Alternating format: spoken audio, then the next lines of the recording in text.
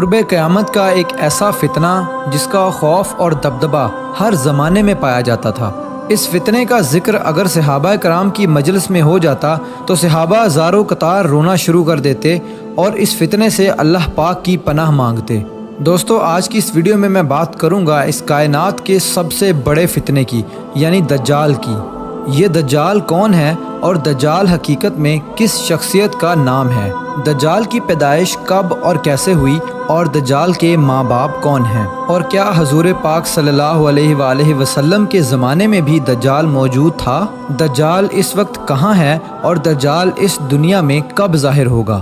دوستو، ان سارے سوالوں کے جواب آج کی اس ویڈیو میں آپ کو قرآن و حدیث کی روشنی میں بتاؤں گا، لہٰذا آپ سے درخواست ہے کہ میری اس ویڈیو کو پورا اینڈ تک ضرور دیکھیے گا۔ دوستو، نبی پاک صلی اللہ علیہ وآلہ وسلم نے ارشاد فرمایا کہ قیامت اس وقت تک قائم نہیں ہوگی جب تک کہ دجال اس دنیا میں ظاہر نہ ہو جائے۔ دجال کی ظاہری نشانیاں اور شکل و صورت کے بارے میں نبی پاک صلی اللہ علیہ وآلہ وسلم نے ارشاد فرمایا کہ دجال چھوٹے قد کا ہوگا اور وہ بدصورت ہوگا، اور وہ ایک آنکھ سے اندھا ہوگا اور اس کے دونوں پاؤں ٹیڑھے ہوں گے، اور اس کے جسم میں بہت زیادہ بال ہوں گے، اس کے سر کے بال گھنگریالے ہوں گے اور اس کا رنگ سرخ یا گندمی ہوگا، اور اس کی ناک طوطے کی چونچ جیسی ہوگی۔ اور دجال کی سب سے واضح نشانی یہ ہوگی کہ اس کے ماتھے پر کاف فا را لکھا ہوگا، جس کو ہر مسلمان پڑھ لے گا، چاہے وہ پڑھا لکھا ہو یا پھر ان پڑھ ہو، لیکن کافر اور فاسق لوگ اس کو نہ پڑھ سکیں گے۔ دوستو، دجال جب اس دنیا میں ظاہر ہوگا تو لوگوں کے سامنے وہ پرہیزگار بن کر رہے گا تاکہ لوگ زیادہ سے زیادہ اس کی پیروی کریں، لیکن اندر سے وہ کافروں کی طرح ظالم ہوگا۔ دجال سب سے پہلے نبوت کا دعویٰ کرے گا، جب اس کے ماننے والوں کی تعداد زیادہ ہو جائے گی تو اس کے بعد یہ خدائی کا دعویٰ کر دے گا۔ دجال ایک بہت بڑی سواری پر سوار ہو کر پوری روئے زمین پر گردش کرے گا۔ وہ سواری اتنی بڑی ہوگی کہ اس کی آنکھوں کا درمیانی فاصلہ 40 گز ہوگا۔ دوستو، دجال کے پاس بے شمار طاقت اور بے شمار مال و دولت کے خزانے ہوں گے۔ اس روئے زمین کی زیادہ تر نہروں پر اس کا قبضہ ہوگا اور اس کی اجازت کے بغیر کوئی بھی پانی نہ پی سکے گا۔ یہ لوگوں کو گمراہ کرنے کے لیے طرح طرح کی شودہ بازیاں دکھائے گا۔ یہ آسمان کو حکم دے گا تو وہ بارش برسائے گا، یہ زمین کو حکم دے گا تو وہ سبزہ اگائے گی۔ اس وقت دجال اپنے آپ کو خدا کہے گا۔ جو لوگ اس کے پیروکار بن جائیں گے ان کو یہ مالا مال کر دے گا اور وہ لوگ عیش و عشرت کی زندگی گزاریں گے، اور جو لوگ دجال کو خدا ماننے سے انکار کر دیں گے تو یہ ان کو قتل کر دے گا۔ دوستو، دجال بجلی سے بھی زیادہ تیز رفتار سے اس زمین کے اندر گردش کرے گا اور وہ دنیا کے ہر کونے میں جائے گا۔ اس وقت دنیا کے تمام کافر اور اسرائیلی لوگ اس کی حمایت کریں گے اور اس کی جماعت کے ساتھ شامل ہو جائیں گے، لیکن جو سچا مسلمان ہوگا وہ اس کو پہچان لے گا اور اس کو ماننے سے انکار کر دے گا۔ دجال پوری روئے زمین میں فتنہ اور فساد پھیلانے کے بعد مکہ مکرمہ اور مدینہ منورہ کی طرف روانہ ہوگا۔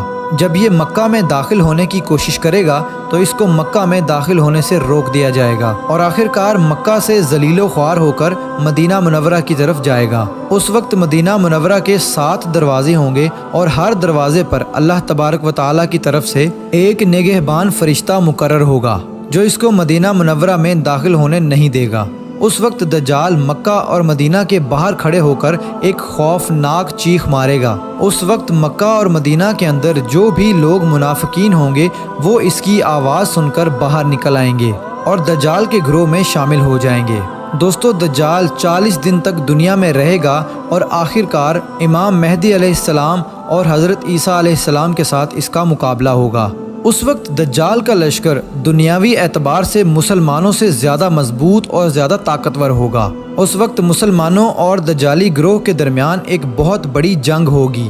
اس جنگ کے اندر دجالی ہار جائیں گے اور دجال کے لشکر کو بہت بری طرح ہار کا سامنا کرنا پڑے گا۔ اس وقت دجال حضرت عیسیٰ علیہ السلام سے ڈرتے ہوئے فلسطین کی طرف بھاگے گا اور حضرت عیسیٰ علیہ السلام اس کا پیچھا کرتے ہوئے اس کو مقام لد پر پکڑ لیں گے۔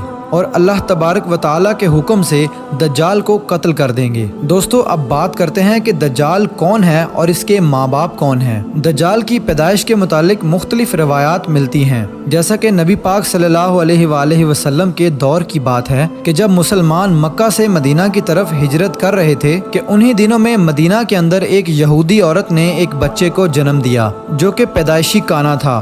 پیدائش کے اعتبار سے یہ بچہ بہت عجیب و غریب تھا۔ بچپن میں یہ بچہ مدینے کے اندر بچوں کے ساتھ کھیلا کرتا تھا اور آہستہ آہستہ یہ بچہ مدینے کے اندر مشہور ہونے لگا اور مدینے کے اندر اس نے اپنے اوپر وحی آنے کا دعویٰ کر دیا اور یہ بچہ لوگوں کے ساتھ عجیب و غریب اور پر اسرار باتیں کرنے لگا۔ جب اس کی ماں کو یہ علم ہوا تو اس کی ماں حضور پاک صلی اللہ علیہ وآلہ وسلم کی خدمت میں آئی اور اپنے بیٹے کا سارا حال نبی پاک صلی اللہ علیہ وآلہ وسلم کو بتایا، اور اس بچے کی ماں حضرت محمد صلی اللہ علیہ وآلہ وسلم سے گزارش کرنے لگی کہ آپ اس بچے کا معائنہ کریں کہ یہ کیا کر رہا ہے۔ ایک دن آپ صلی اللہ علیہ وآلہ وسلم صحابہ کرام کے ہمراہ اس بچے کا معائنہ کرنے کے لیے اس کے گھر کی طرف روانہ ہوئے تو آپ نے رستے میں اس بچے کو انصاری بچوں کے ساتھ کھیلتے ہوئے دیکھا۔ اس بچے کا نام ابن سیاد تھا۔ اس وقت آپ صلی اللہ علیہ وآلہ وسلم کے ساتھ عمر بن خطاب رضی اللہ تعالی عنہ اور دیگر صحابہ کرام بھی موجود تھے۔ اس وقت ابن سیاد بلوغت کے قریب تھا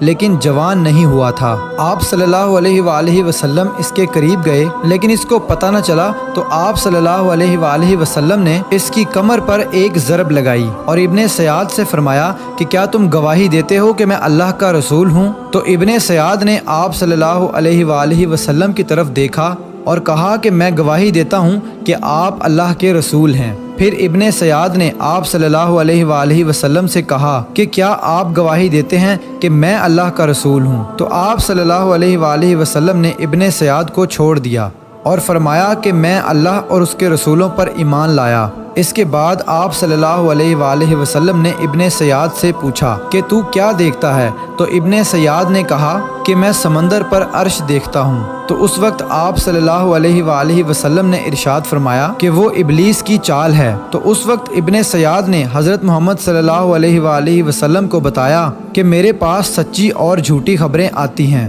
یہ بات سن کر آپ صلی اللہ علیہ وآلہ وسلم نے فرمایا پھر تو تیرا معاملہ الٹ ہو گیا۔ اس کے بعد آپ صلی اللہ علیہ وآلہ وسلم نے ابن سیاد سے فرمایا کہ میں نے تیرے لیے ایک چھپانے والی چیز چھپائی ہے۔ دراصل اس وقت آپ صلی اللہ علیہ وآلہ وسلم نے اپنے دل کے اندر لفظ دخان سوچا تھا۔ تو ابن سیاد آپ صلی اللہ علیہ وآلہ وسلم سے کہنے لگا کہ آپ نے دل کے اندر جو چیز چھپائی ہے وہ الدخ ہے۔ تو اس پر آپ صلی اللہ علیہ وآلہ وسلم نے ارشاد فرمایا کہ ذلیل ہو جا، تیری قدرت بڑھ نہیں سکتی۔ اس وقت حضرت عمر رضی اللہ تعالی عنہ نے فرمایا کہ اگر آپ مجھے اجازت دیں تو میں اس کی گردن اڑا دوں۔ اس وقت آپ صلی اللہ علیہ وآلہ وسلم نے ارشاد فرمایا کہ اسے چھوڑ دو، کہ اگر تو یہ سچا ہے تو اسے قتل نہیں کر سکتا اور اگر یہ جھوٹا ہے تو اسے قتل کرنے میں کوئی بھلائی نہیں۔ دوستو مدینے کے لوگ ابن سیاد کے بارے میں کہا کرتے تھے کہ بعض شیاطین اس کے پاس آتے تھے جو اسے عرش الہی کی خبریں دیا کرتے تھے، جبکہ آپ صلی اللہ علیہ وآلہ وسلم نے ابن سیاد کے بارے میں سکونت اختیار کی ہے، کیونکہ آپ صلی اللہ علیہ وآلہ وسلم کی طرف یہ وحی نہیں کی گئی کہ ابن سیاد کی حقیقت کیا ہے، جبکہ بعض لوگ ابن سیاد کو ہی دجال مانتے ہیں اور چند صحابہ کرام کا خیال بھی یہی تھا۔ اور ایک دوسری روایت میں ملتا ہے کہ حضرت عمر رضی اللہ تعالی عنہ آپ صلی اللہ علیہ وآلہ وسلم کے سامنے ابن سیاد کو دجال کہا کرتے تھے، لیکن آپ صلی اللہ علیہ وآلہ وسلم نہ ہی اس بات کا اقرار کرتے اور نہ ہی انکار کرتے۔ دوستو ابن سیاد کے اندر ایسی بہت ساری نشانیاں موجود تھی جو کہ ہو بہو دجال کی نشانیاں تھی۔ یہی وجہ ہے کہ اس دور کے اندر صحابہ کرام بھی ابن سیاد کو دجال کہا کرتے تھے، اور بعض مفسرین کا یہ کہنا ہے کہ ابن سیاد ہی وہ شخص ہے جو قیامت کے قریب دجال بن کر ظاہر ہوگا۔ حضرت ابو سعید خدری رضی اللہ تعالی عنہ بیان کرتے ہیں کہ ابن سیاد مجھ سے کہنے لگا کہ میں دجال کے ماں باپ کو بھی جانتا ہوں اور دجال کو بھی جانتا ہوں۔ تو اس وقت حضرت ابو سعید خدری رضی اللہ تعالی عنہ نے ابن سیاد سے کہا کہ کیا تو اس بات کو پسند کرتا ہے کہ تو ہی دجال ہو؟ تو اس وقت ابن سیاد نے کہا کہ اگر مجھے دجال بنایا گیا تو میں اس بات کو ناپسند نہیں کروں گا کہ میں دجال بنوں، یعنی کہ میں دجال بننا پسند کروں گا۔